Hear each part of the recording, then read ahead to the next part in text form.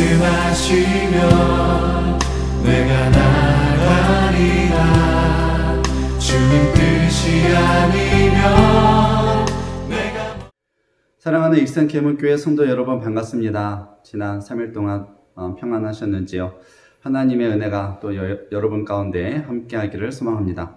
오늘은 여호수아 3장 1절에서 6절 본문을 가지고 복된 삶을 위한 4가지 신앙 자세라고 하는 제목의 말씀 함께 나누도록 하겠습니다. 또 여호수아가 아침에 일찍이 일어나서 그와 모든 이스라엘 자손들과 더불어 시딤에서 떠나 요단에 이르러 건너가기 전에 거기서 유숙하니라.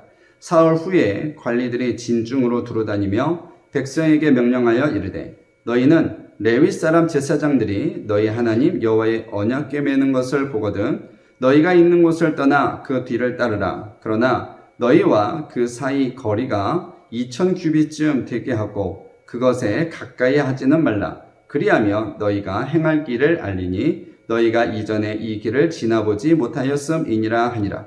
여호수아가 또 백성에게 이르되 너희는 자신을 성결하게 하라. 여호와께서 내일 너희 가운데에 기이한 일들을 행하시리라.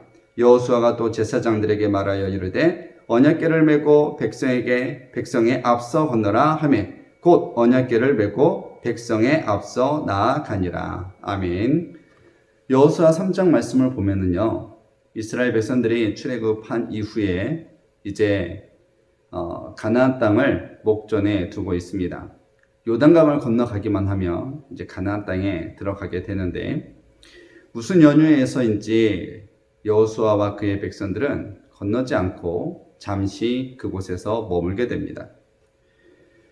참으로 긴 여정이었습니다. 40년의 그러한 시간 동안 광야에서 생활했습니다. 하나님이 주시는 만나와 메추라기를 먹으면서 또 하나님이 이끄시는 대로 순종하며 40년의 그러한 시간을 오직 주의 말씀만 믿고 따라왔습니다. 때로는 수많은 백성들이 불순종하여서 백성에서 죽기도 하였고 때로는 여러 가지 일들이 광야 생활 가운데에서 있었습니다. 지금 가는 길이 맞나 하는 그런 불확실 속에서 몇몇 백성들은 다시 애굽으로 돌아가자 했고 또 하나님께서 또 홍해를 갈라지게 하는 어떤 그러한 놀라운 기적과 이적의 역사들을 광야 생활 속에서 경험을 하게 됩니다. 그 긴 그러한 고난의 시간 끝에 이제 드디어 하나님이 말씀하셨던 그러한 약속의 땅, 축복의 땅, 그 가나안 땅을 지금 목전에 두고 있습니다. 하나님이 말씀하셨던 그 모든 것들이 다 거짓말이 아니라 참 진리의 말이었고 이제는 그 말씀하셨던 것을 이루기 위한 그러한 하나님의 계획이 이제 바로 눈앞에 펼쳐지고 있었습니다. 가나안 땅을 본 것은 이제 그들에게도 땅이 생기게 되는 그러한 희망을 가져다 주게 됩니다. 그리고 하나님의 살아서 역사하고 계시는 유일신이라는 것을 스스로 증명해 보인 사건입니다. 이제 그들은요, 애굽에서 이제 목적이 없는 그러한 인생을 살았다가 이제 출애굽한 이후에 가나안 땅을 보았을 때 이제는 목적을 가진 그러한 인생으로 삶이 바뀌게 됩니다. 우상 숭배를 했던 죄인의 삶에서 이제는 살아계신 하나님을 온전히 믿는 구원의 삶으로 이제 바뀌게 되는 것이죠. 이렇게 푸른 꿈을 안고 금방이라도 이제 요단강을 건너고 싶은데 여호수아와 그의 백성들은 그곳에서 한 3일 정도 머물게 됩니다. 이와 같은 그러한 상황이 우리에게 가르쳐주는 메시지는 무엇이냐? 첫 번째가 이제 준비하라는 것입니다. 여호수아와 그의 백성들은 요단강에 이르렀습니다. 그리고 그들은 정탐꾼을 보내어서 가나안 땅에 정말로 하나님이 말씀하셨던 젖과 꿀이 흐르는 땅, 축복의 땅이라는 것을 보고를 받습니다. 그 가나안 땅은 신기루가 아니라 하나님의 약속의 땅이었음을 드디어 이제 믿게 된 것이죠. 그토록 꿈에 그리던 가나안 땅, 하나님이 믿음의 조상 아브라함을 통하여서 약속해 주신 그 축복의 땅, 그 땅을 곧 이제 들어가게 되었습니다. 이때 여호수아는 요단강을 건너간 것이 아니라 그곳에서 사흘을 유숙을 하게 됩니다. 이 3일이라고 하는 그 기간은 가나안 땅 점령을 어떻게 할 것인지에 대한 그런 구체적인 계획을 세우고 준비하는 기간이었다는 것입니다.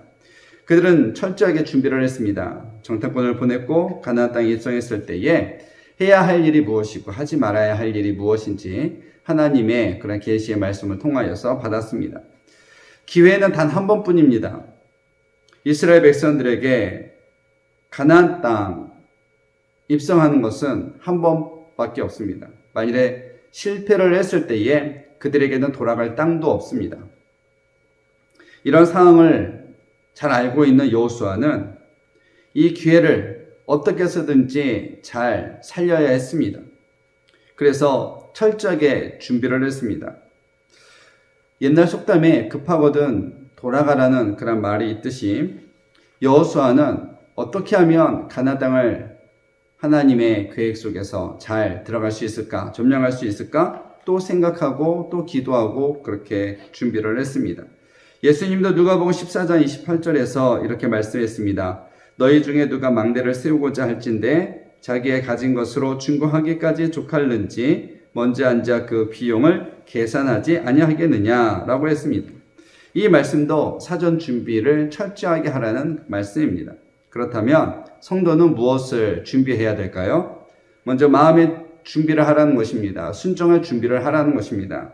그 가나안 땅에 들어갈 테니까 항상 떠날 준비를 하라는 것입니다.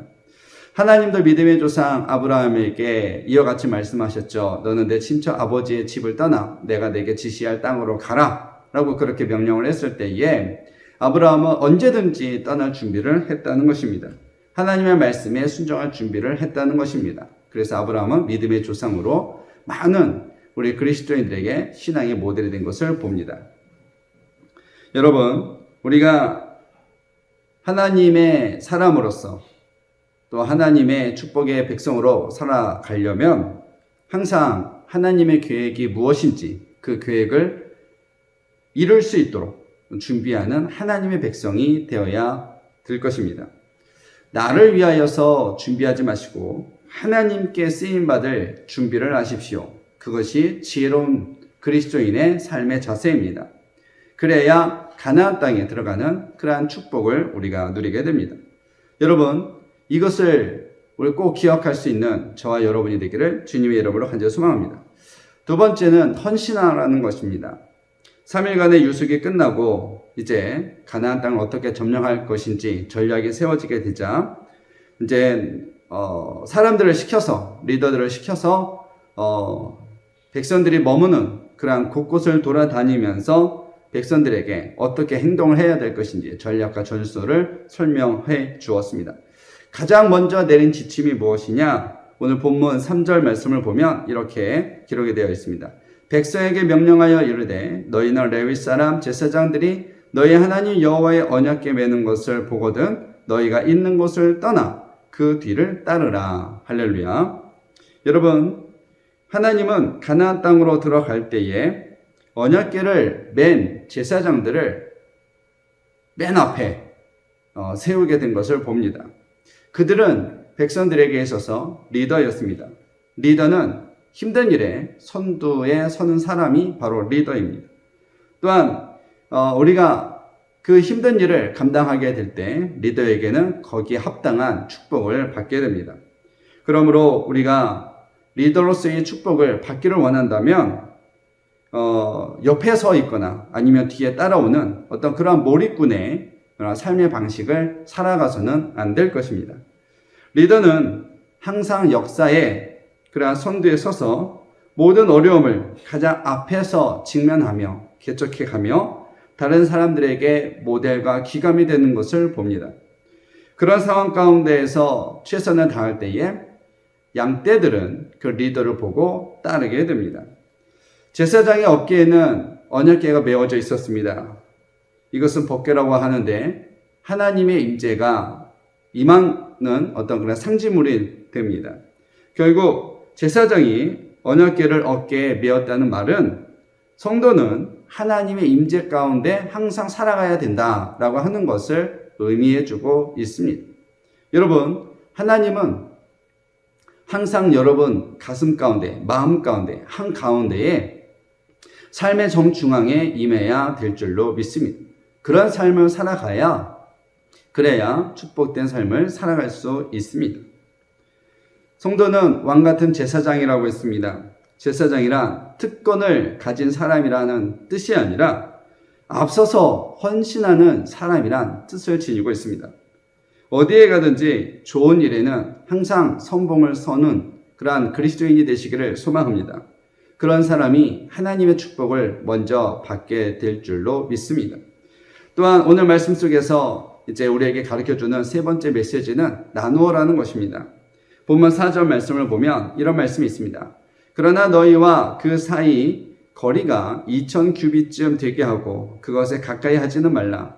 그리하면 너희가 행할 길을 알리니 너희가 이전에 이 길을 지나보지 못하였음이니라 하니라. 아멘. 왜 하나님께서는 이스라엘 백성들에게 이제 너희들의 요단강을 건널 때에 제사장들이 언약궤를 메고 갈 때에 한 2000규빗을 떨어져서 따라오라고 말씀하고 있습니다. 한 규빗이 한 45cm인데요. 그것을 2000규빗으로 이제 환산을 계산을 해보게 되면 한 900m 정도 떨어져서 따라오라고 말씀하고 있는 것을 봅니다. 이 이유는 언약궤의 거룩함을 해치지 않기 위한 하나님의 그러한 계획입니다.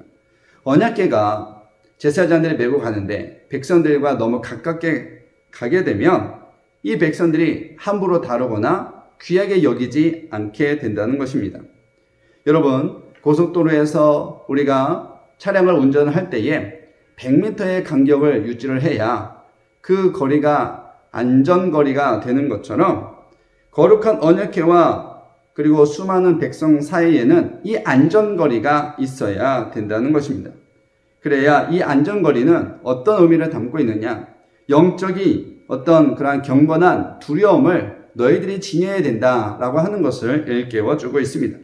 그래서 신앙생활을 할 때에 너무 엄격하게 해도 안 되지만 또 너무 가볍게 여겨서도 안 됩니다. 그러므로 항상 경건한 두려움으로 하나님의 말씀을 또 언약궤를 대해야 된다는 그러한 의미가 담겨져 있습니다.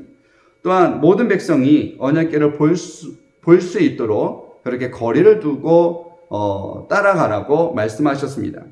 여러분, 만일에 언약궤가 멀리 떨어져 있지 않고 백성 가운데 있으면 그 언약궤 곁에 있는 사람들만 언약궤를 볼 수가 있습니다. 멀리 떨어져 있는 사람은 볼 수가 없습니다. 이와 같은 것을 생각을 할 때에 언약궤를 한 900m 정도 떨어져서 백성들이 따라오게 한 것은 모든 백성이 이 언약궤를 바라보고 따라오라고 하는 그러한 메시지가 담겨져 있습니다. 이것은 형제 사랑의 정신을 담고 있습니다. 어느 한 사람만 사랑을 독차지하는 것이 아니라 그 사랑을 함께 나누고 또 세워주고 높여줘야 된다는 의미가 담겨져 있습니다. 여러분, 우리가 그리스도인으로서 하나님의 계획을 온전히 이루어가기 위해서는 같이 가고 같이 보고 같이 누리는 그러한 삶을 살아가야 될 줄로 믿습니다. 그럴 때에 진정한 헌신의 그러한 삶을 또 나눔의 삶을 우리가 살아갈 수 있는 것입니다. 세 번째로 하나님은 성결하라고 말씀하셨습니다. 본문 5절 말씀을 보면 여호수아가 또 백성에게 이르되 너희는 자신을 성결하게 하라. 여호와께서 내일 너희 가운데에 기이한 일들을 행하시리라. 이렇게 말씀하셨습니다. 하나님은 자신을 성결하게 할 때 기적적으로 축복의 가나안 땅을 열어주십니다. 여러분, 금 그릇도 아무리 귀한 그릇도 깨끗하지 않으면 쓰임받을 수가 없습니다. 하지만 돌 그릇도 하찮은 그릇이라 할지라도 깨끗하게 유지를 하게 되면 쓰임받게 되는 것을 보게 됩니다. 결국 복된 삶을 살기 위해서는 어떤 돈이나 배경이나 지식이 아니라 바로 얼마만큼 성결한 삶을 살아가느냐에 달려 있다는 것입니다. 그래서 오늘 본문 5절 말씀에 너희는 자신을 성결하게 하라 이렇게 말씀하고 있습니다. 그래서 우리가 이 성결이라고 하는 단어 앞에 스스로라고 하는 그러한 단어가 먼저 붙어 있는 것을 봅니다. 그래서 여러분, 우리가 예수님께서 부활하신 이후에 문 밖에 서서 두드린다라고 했을 때에 그 문을 보게 되면 마음의 문입니다. 내 마음에 닫혀져 있는 빗장을 내가 열어야 예수님을 나의 구원자로 영접할 수가 있듯이 우리가 성결케 되는 것은 하나님의 도움으로 성결하게 되는 것도 맞지만 나 스스로가 성결한 백성이 되도록 노력해야 된다는 의미가 담겨져 있습니다. 그래서 여러분이 잘 알고 있는 그 성자 어거스틴은 그가 과거에 이단에도 빠졌고 그리고 또 어머니의 마음을 아프게 했고 그리고 술과 여자를 좋아하는 또 방탕한 삶을 살았습니다. 하지만 그가 회심한 이후에 하나님을 온전히 섬기는 삶으로 변화되었는데요. 하지만 죄성이 여전히 남아 있었습니다. 한 번은 어느 날 그가 외출을 했다가 이제 집으로 돌아오는 길에 집으로 돌아가는 것이 아니라 자신이 마음에 품고 있었던 그러한 여자의 집으로 발걸음이 향하는 것을 보게 됩니다. 그러면서 그때 자신의 잘못을 깨닫고 주님께 이렇게 고백을 합니다. 주님이 저의 죄 때문에 십자가를 지셨는데 제가 또 나쁜 짓을 하려고 가고 있습니다. 저를 용서하여 주옵소서 하고 그렇게 기도를 하면서 자신의 팔을 물어 뜯었다고 합니다. 여러분, 그래서 그의 팔에는 수없이 많은 어거스틴의 그러한 이빨 자국이 남겨져 있다고 그럽니다. 그가 얼마만큼 자신을 성결케 하기 위하여서 노력했는지 엿볼 수 있는 그러한 대목입니다. 사랑하는 성도 여러분, 여호수아와 이스라엘 백성들은 가나안 땅을 목전에 두었을 때 그는 철저하게 준비를 하였고 헌신의 삶을 살았고 그리고 함께 나누는 삶을 살았습니다. 무엇보다도 성결의 삶을 통하여서 하나님의 뜻을 이루고자 노력했던 것을 봅니다. 이와 같은 삶을 통해서 바라기는 저와 여러분의 인생에 이 가나안 땅에 이제 입성하게 되는 그러한 놀라운 축복이 우리들 가운데 있게 되기를 간절히 소망합니다. 여러분의 인생 가운데서도 하나님이 항상 쓰시고자 하실 때 쓰임 받을 수 있는 준비된 백성이 되시고 또한 그리스도인으로서 어떤 리더자의 삶을 또 제사장의 삶을 그렇게 살아갈 때에 늘 헌신하시고 그리고 하나님을 온전히 바라보면서 예수 그리스도께서 여러분의 죄를 대신하기 위하여서 영혼을 구원하시기 위하여서 십자가에 돌아가심으로 말미암아 사랑을 나누었던 것처럼 우리가 그 사랑을 함께 나누게 되기를 간절히 소망합니다.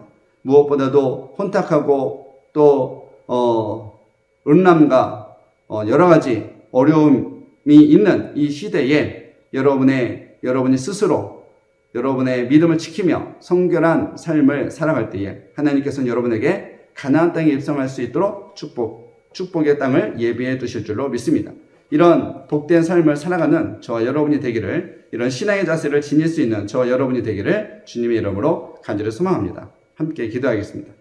참 좋으신 하나님, 감사를 드립니다. 믿음 안에서 살아가게 하여 주시옵시고 아버지 여호수아와 이스라엘 백성들이 가나안 땅을 앞에 두고 행동하였던 그러한 아름다운 그런 모습들을 저희들이 본받아 살게 하여 주옵소서.